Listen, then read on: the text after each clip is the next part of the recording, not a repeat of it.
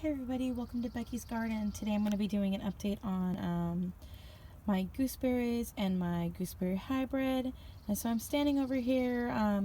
My whole garden has shifted around. I've got all of my raspberries and stuff all up along the edge of my house because they're doing a lot better, I found, in the shade versus out in the full sun where they were before. So anyways, but I'm not sharing those today. I'm just sharing the gooseberries. So here we are, and I'm going to go ahead and share the hybrid right here. And as you can see, it's been almost a month. We're about, I'm wanting to say 4 days shy of it being a full month since my last video. So here we go. I'm going to squat down here so we can see into the pot. And so it has just this week put on this new leaf section right here, and it resembles, I'm wanting to say, like a fern. And so I'll just zoom in a little bit so that you can see it up close. It's just looking beautiful. As you can notice, you're not really seeing the other leaf anymore down here. It actually is like right there. All the first leaves are actually starting to die away now. And so now we're just starting to see this, and it looks like the leaf pattern is going to be consistent from this point forward.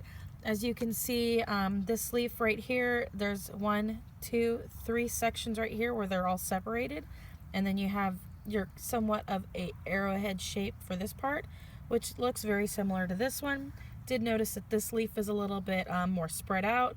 This leaf actually is going to get a little bit bigger than this leaf section here, and so because it's already bigger, but it's still sort of in its baby form because it just came out and opened up this week. It's already forming right here, the next leaf segment. So that's going to be coming on. So that's what it looks like right now. Take a look at this hybrid right here. And it's still kind of small and compact, but it's doing really, really well. And then we'll look at all of these two that were in the purple pots. We'll look at their brothers and sisters, or brothers, sisters, whatever. I don't know what sex plants are. I'm a newbie. So anyways, I just kind of watered them, so they're all kind of, didn't really like me watering them too much. This one over here, I just kind of like, they'll straighten back up. But I need to get them repotted here soon, actually, because they're getting pretty big, and I want them to be stable and not get all leggy. So from last month, they've grown a lot. Some of them are still kind of small, but that's okay. Each one's different. They're gonna grow at different rates, just like kids do. So that's how they're doing. This one right here still is my biggest one, and I'll just pick it up so you can see. And so yeah, it's pretty big. It's doing really good. I'm wanting to say it's a good almost 8 to maybe 10 inches tall, somewhere is in there. I'll zoom back down here. But anyway, that's kind of an update. I did want to speak briefly about some information I found.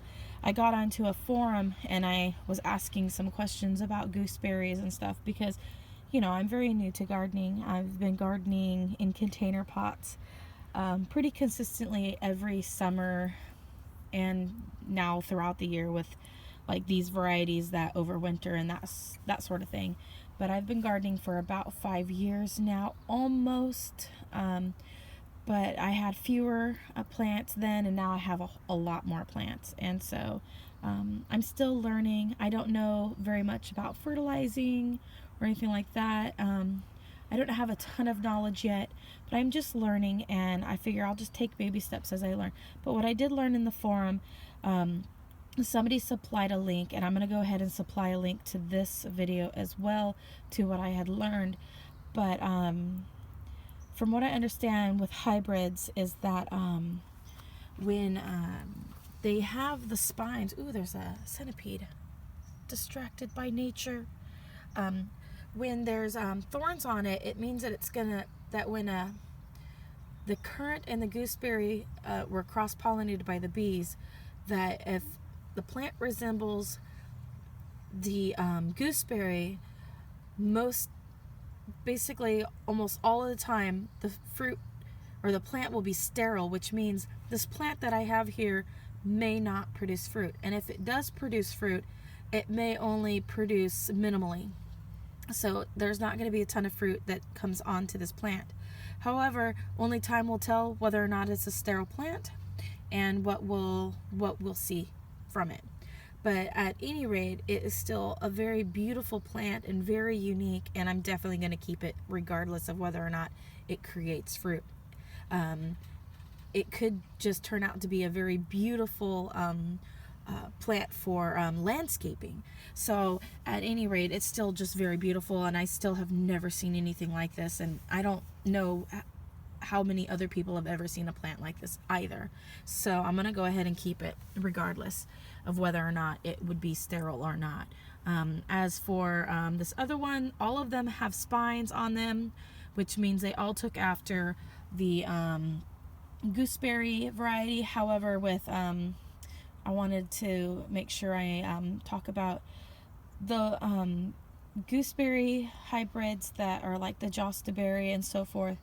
Those kinds of gooseberries that are crossed with the currants and the gooseberries that don't have thorns, they take after the currant parent plant. Therefore, those ones are going to be fruit producers. So that's why, since these ones have the spines, they're taking after the gooseberry parent plant.